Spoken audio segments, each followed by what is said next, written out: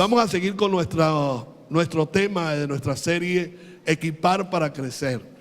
Vamos a hablar de la plenitud absoluta en el amado. Diga, plenitud absoluta. Si es absoluta, no hay lugar para espacios vacíos. Escuche esto. Si es una plenitud absoluta en Cristo, no hay lugar para los vacíos de promesas. Amén. Es decir, que uno llega a Cristo y no se va a encontrar vacío o le va a faltar algo. La palabra dice que el que tiene a Dios, y lo va a repetir conmigo, no tendrá falta de ningún bien. Eso es plenitud. Y cuando se dice plenitud absoluta, es porque no se va a encontrar en otra fuente. Hay una sola fuente de plenitud. Y si lo quisiéramos trasladar en el área de la satisfacción y de la realización humana, no lo vamos a encontrar en otra parte o en otra fuente que no sea en nuestro Señor Jesucristo. ¿Qué estamos haciendo con enseñarles? Aprender a ir a la fuente. Porque no es posible que en estos tiempos de crisis usted ande desesperado si sabe dónde está la fuente de su provisión. Diga, en Cristo, si hay plenitud absoluta, hay provisión absoluta. Solo tiene que entender la palabra. Solo tiene que internalizar la palabra. Y estamos haciendo énfasis en que la gente de acá, de la casa, y quienes nos puedan escuchar y ver por YouTube o por nuestro canal Genezaret TV, quienes nos puedan ver, también puedan comer de esta palabra. Que se enteren que aquí estamos enseñando la palabra. Efesios 4, 9 y 10 dice, y eso de que subió, ¿qué es? Sino que también había descendido primero a las partes más bajas de la tierra. Y el que descendió es el mismo que también subió por encima de todos los cielos para llenarlo todo. Diga, para llenarlo. ¿Qué quedó vacío? Nada. Ese que subió, que descendió, que yo me imagino que estaba para arriba y para abajo, ese lo llenó todo, lo cubrió todo. Y yo quiero dejarles una palabra aquí rapidito antes de entrar a la conferencia. Mire, en su familia, óigame bien, Él lo llenó todo. Si usted se agarra de su palabra, si usted está en contacto con Él, si tiene comunión con Él, en su familia, Él lo llenó todo. A mis amigos empresarios que están dependiendo a ver de una licitación en dólares, si consiguen o no consiguen los dólares, mis amados hermanos, en su empresa Él también lo llenó todo. Los que están aspirando, los que están estudiando, los que quieren un porvenir, tranquilo, mis hermanos, que aunque las circunstancias no favorezcan humanamente hablando, Él ya te llenó de todo. Diga, Él ya me llenó de todo. Dígalo, Él ya me llenó de todo. No, repítalo, Él ya me llenó de todo. Él ya me llenó de todo. No tengo necesidad de nada. Amén. Oiga, mis hermanos, la semana pasada, en la parte 2, hablamos basado en este versículo, por lo cual dice, subiendo a lo alto, tomó cautiva la cautividad y dio dones a los hombres. Qué bueno que Dios hace partícipe de su triunfo a los hombres. Por eso dijimos enfáticamente la semana pasada y la semana antepasada que el triunfo de Cristo es nuestro triunfo. Entonces, para poder entregar dones a los hombres, o mejor dicho, y esto me gusta más, creyentes dotados de dones a la iglesia, Cristo tuvo que descender primero. Sin adentrarnos a la discusión teológica, semántica, lingüística del idioma, en el griego, en el hebreo, porque la gente se confunde mucho con estos versículos, más aún cuando tenemos un credo que nos enseñaron desde pequeños, que muchas veces no nos atrevemos a romper con ese paradigma porque simple y llanamente no lo entendemos y que simplemente nos lo enseñaron así y así se quedó.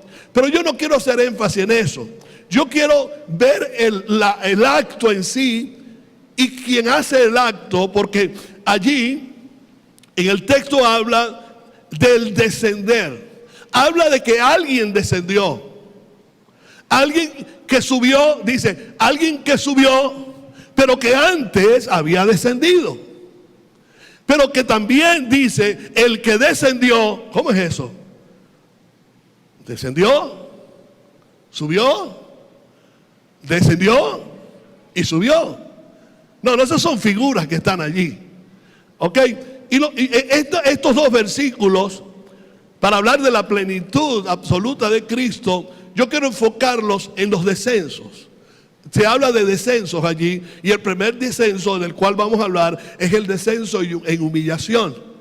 El descenso en humillación, y por ahí usted va a sacar sus propias notas, que no necesariamente tuvo que descender a los infiernos.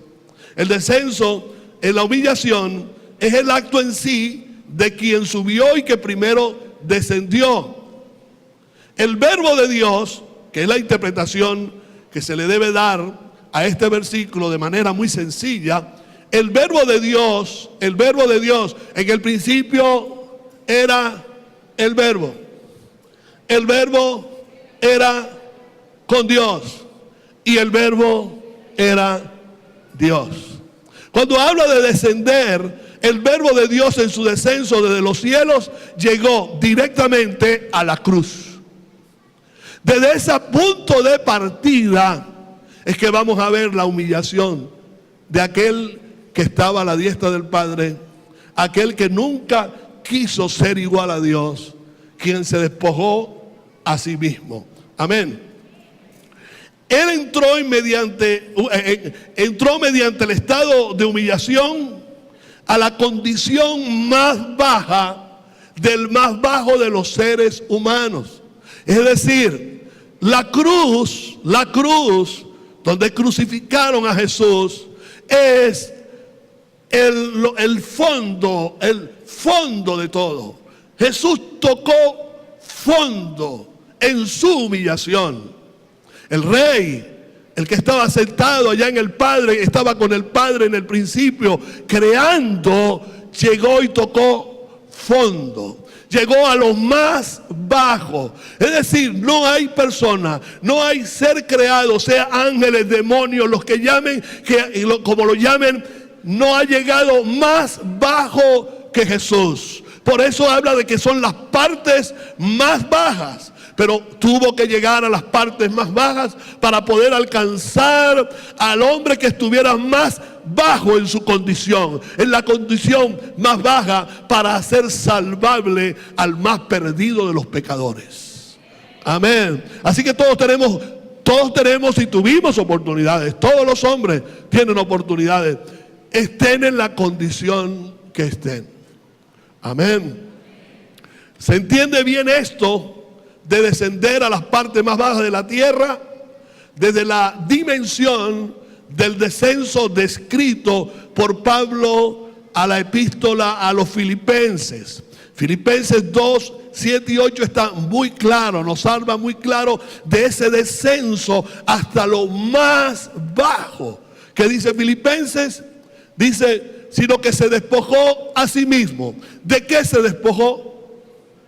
De su investidura como rey. ¿Ok? Él se despojó de su investidura como el verbo divino para hacerse hombre.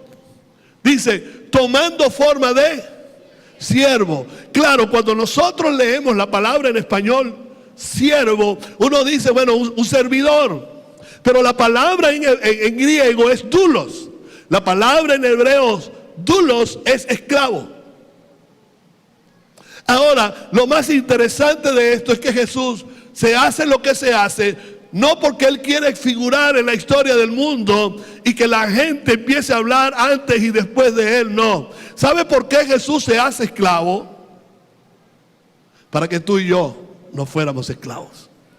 Esa era la idea, para que el mundo no estuviera a merced y a los pies de quien la tenía encadenado, es decir, el enemigo. Amén. Dice, hecho semejante a los hombres. Sí, el verbo se hizo humano, digamos humano, se hizo carne. Lo vimos como un hombre. Es los estudios que uno hace y lo que hemos enseñado de teología sistemática de manera muy sencilla. Entendemos al Jesús 100% divino y al Jesús 100% humano. Amén. ¿Qué más dice?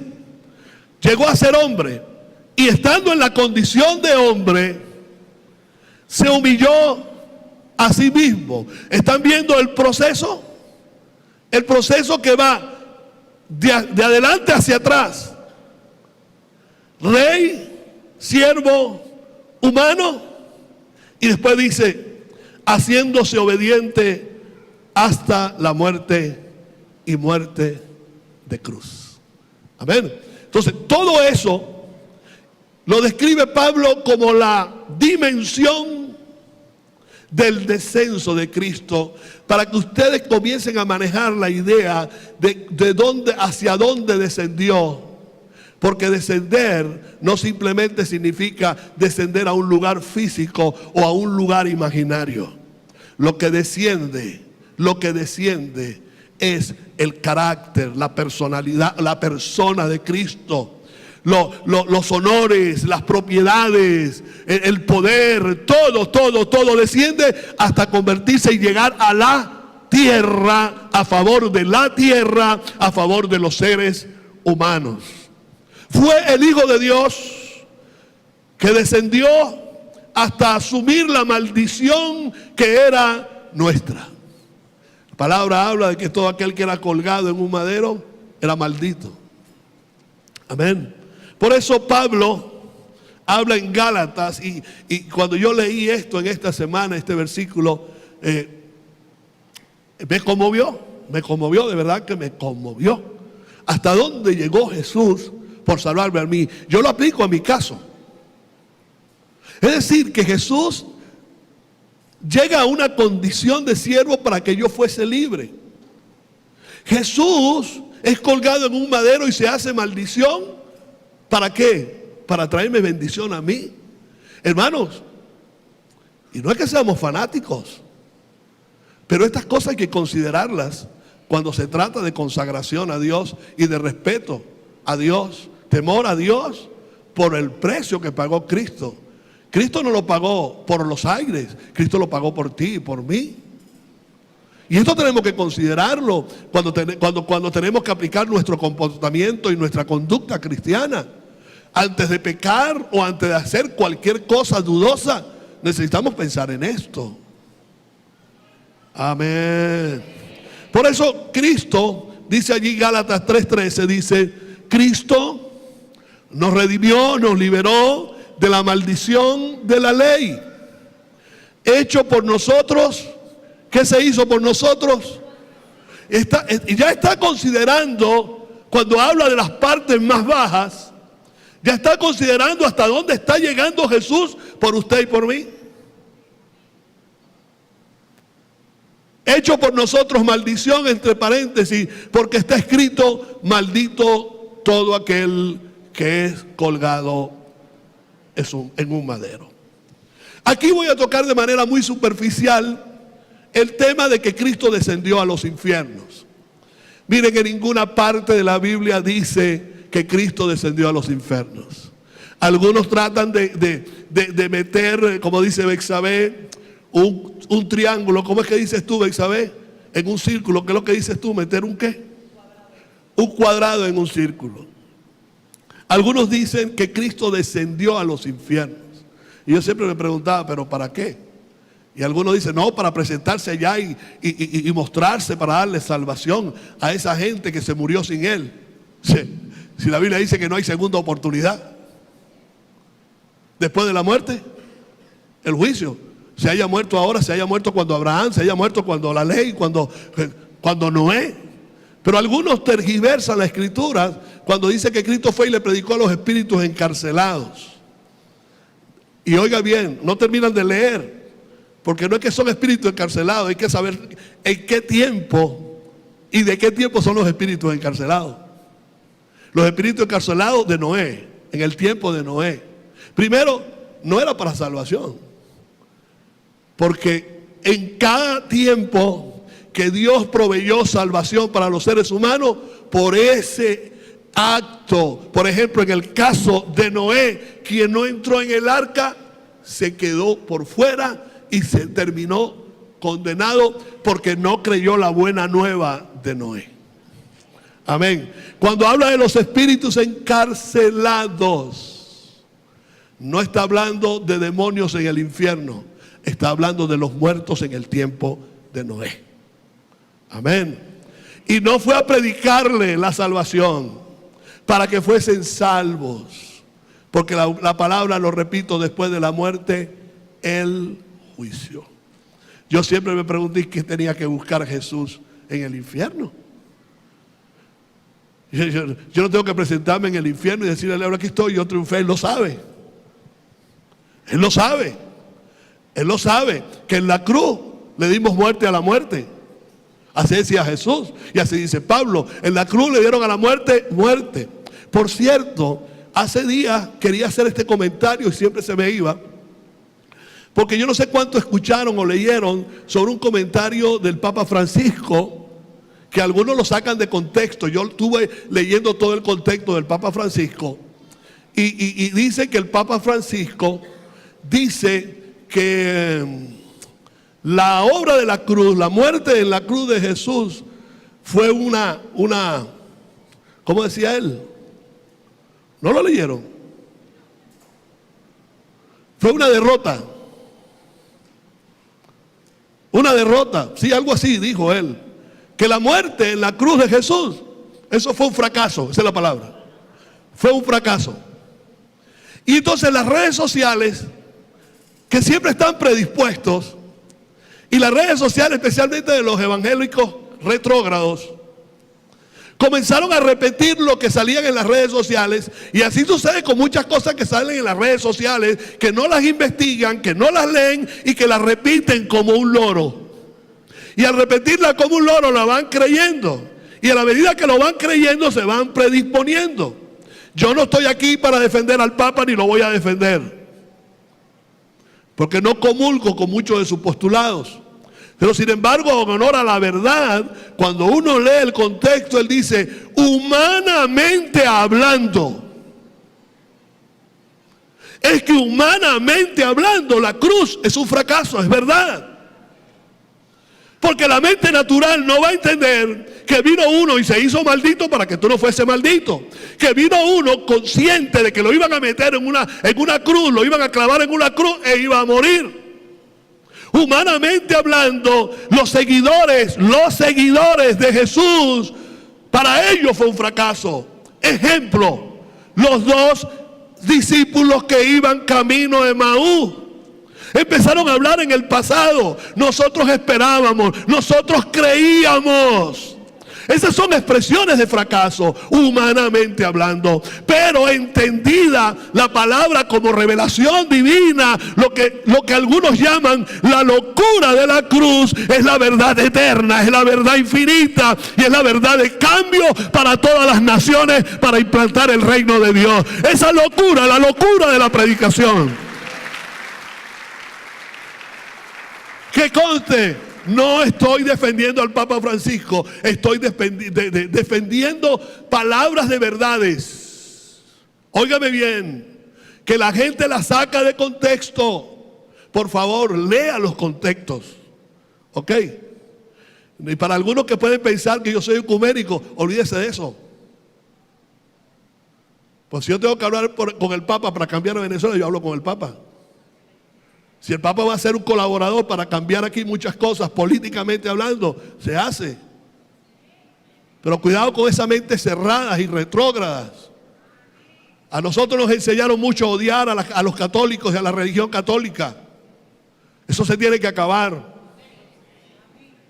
No odiamos ninguna religión, ni siquiera, no odiamos a ninguna religión, no voy a decir ni siquiera. Nosotros no odiamos a los musulmanes, tampoco los odiamos. Estamos bien claros de nuestra verdad. Y es que la verdad nos hizo libres. Y la verdad nos hizo libres para pensar. La verdad nos hizo libres para tolerar. La verdad nos hizo libres para entender.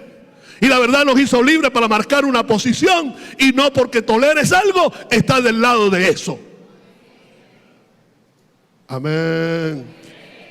El infierno que Cristo experimentó, y quiero que lo escuchen, tiene que ver con la muerte espiritual que nos era propia a cada uno de los pecadores y que Él llevó sobre sí mismo en la cruz.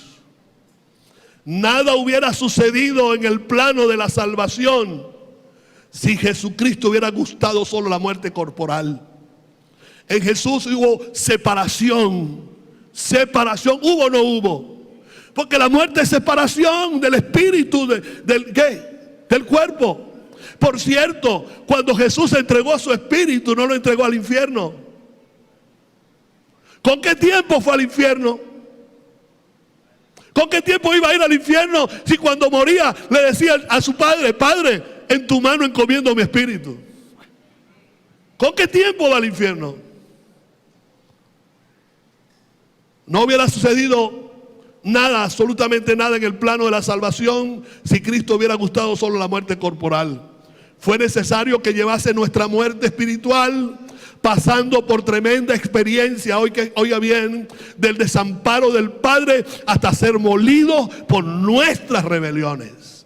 Miren, Él pudo haber muerto como murió, pero lo más impactante y lo más sufriente de Jesús no fue ni siquiera la cruz. La cruz la llevó con gusto. La cruz, Él puso su voluntad. Él dijo: a mí nadie me quita la vida, yo la pongo a la orden de los seres humanos.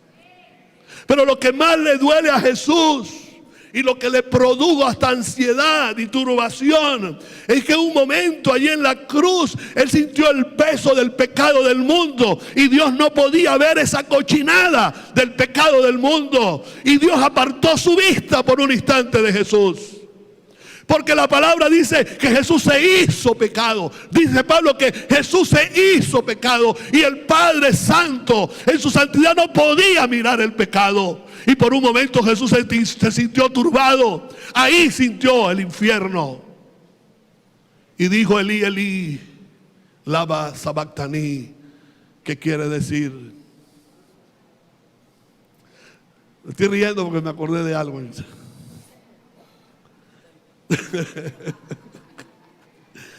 Elí, Elí, lama sabactani. ¿Qué dijo Jesús? Dios mío, ¿por qué me has abandonado?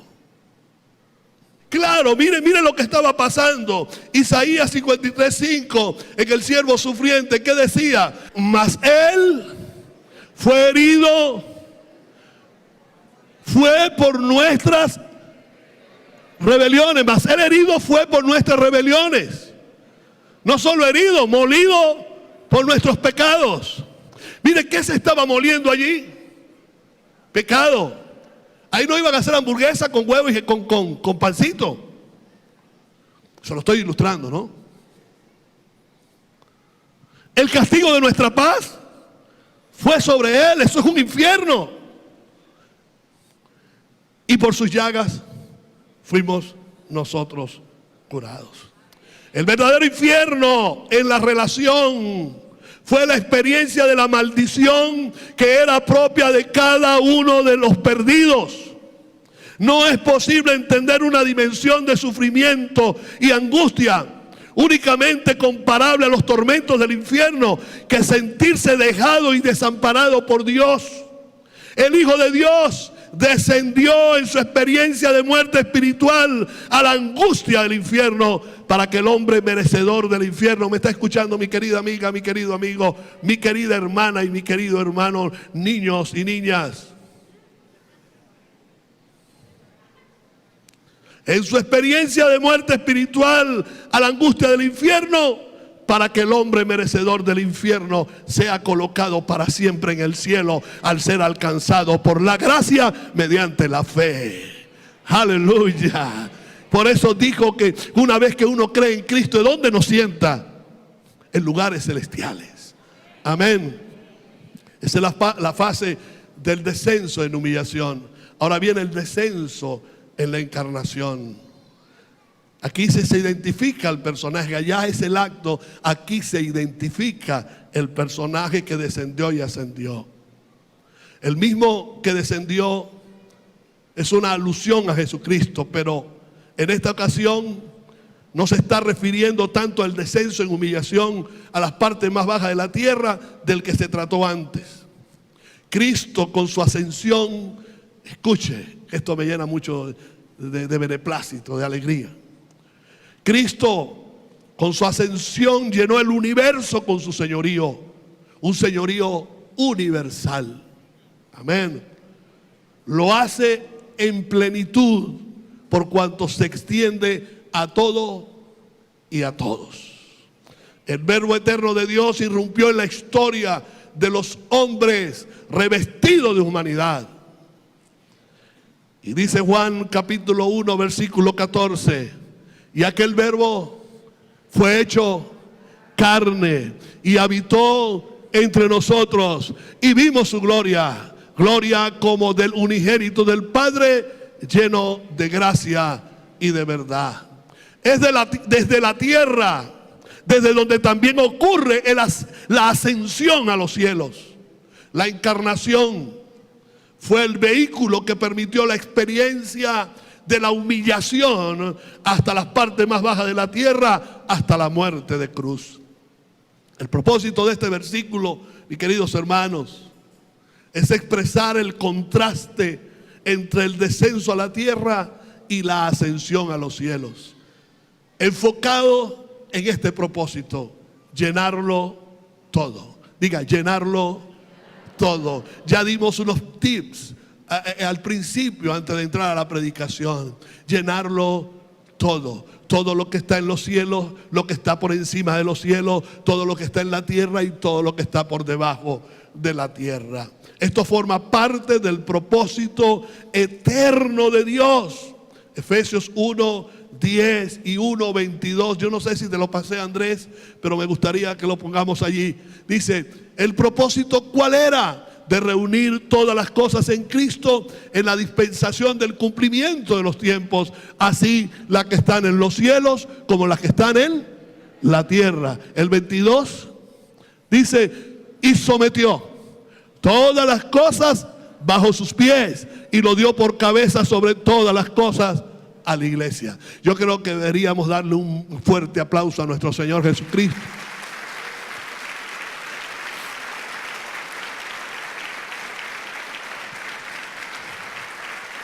Entendemos que en su descenso se solidarizó con los hombres hasta alcanzar la posición más baja del más bajo de ellos para hacerlos salvables. Y de esa posición de humillación, diga conmigo, desde esa posición de humillación fue ascendido a la máxima gloria, ocupando el lugar más alto que corresponde solo a Dios.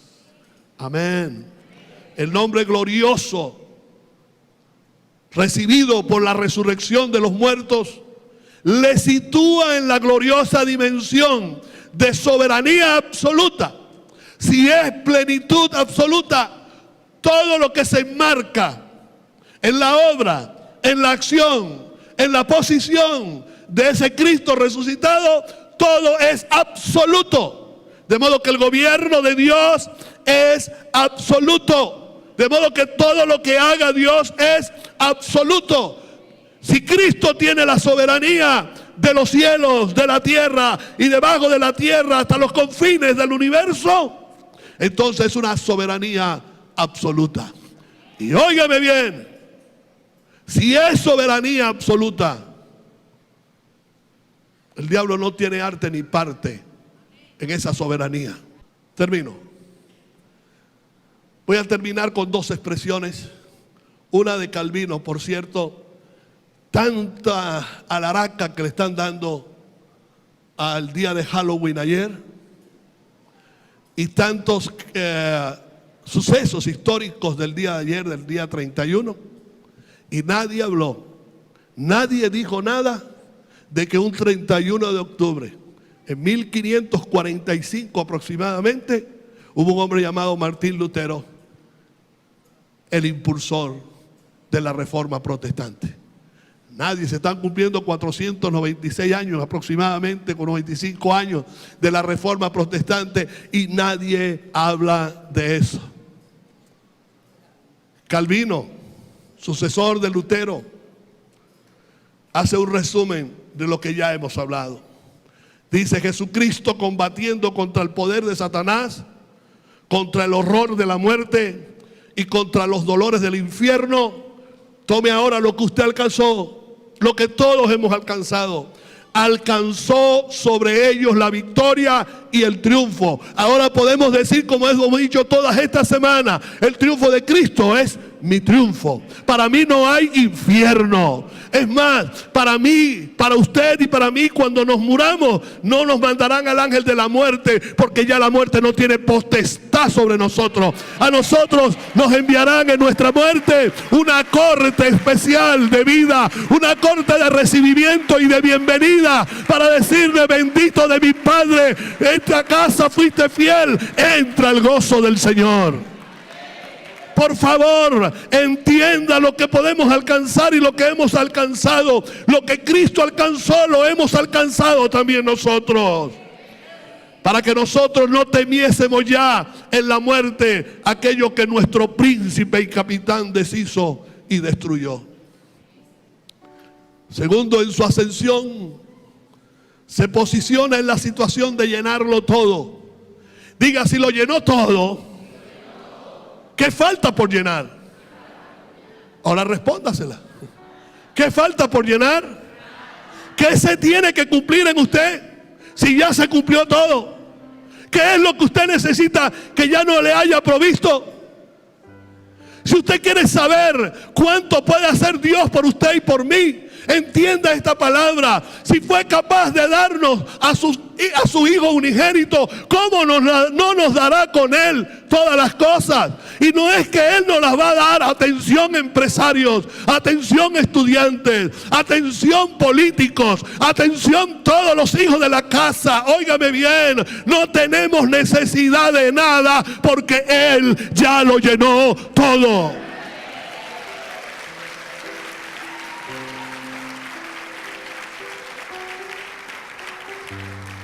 En su ascensión se posiciona en la situación de llenarlo todo. ¿Qué ocurrirá definitivamente cuando todo sea traído a su plenitud?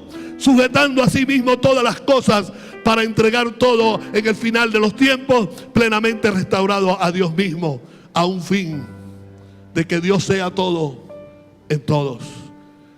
Termina diciendo Pablo, primero a los Corintios 15:28.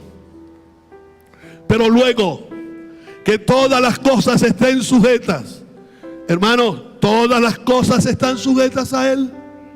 Prepárese, estemos preparados, porque ya todo está sujeto a Él. No es que se cumplan 20 lunas de sangre, es que ya todo está sujeto a Él. Vea esto, todo está sujeto a Él. Y pueden venir 20,000 señales, pero esta es la señal más evidente. Ya todo está sujeto a Él. En cualquier momento el Señor toma a su pueblo y viene a implantar el reino de los cielos aquí en la tierra. Pero luego que todas las cosas estén sujetas, entonces también el Hijo mismo se sujetaría al que le sujetó a Él todas las cosas, para que Dios sea todo en todos. Desde esa plenitud absoluta puede dar los elementos necesarios en la forma de creyentes dotados de dones para la edificación de la iglesia. Ya está todo listo para entender lo que viene, porque lo que viene son los dones ministeriales. Y ahí vamos a tomar un tiempo. Por eso le digo que no nos va a dar tiempo de terminar, porque en este tema, a los que sufren de apostolitis, le vamos a inyectar una buena dosis para que les quiten el virus. Amén. Pero también hay una buena dosis para aquellos que creen que no existen apóstoles hoy, porque yo les tengo el recurso y les tengo el argumento para probarle que hoy sí existen apóstoles. Los apóstoles que van a edificar el cuerpo de Cristo y que están edificando el cuerpo de Cristo. Póngase de pie. Ya terminamos.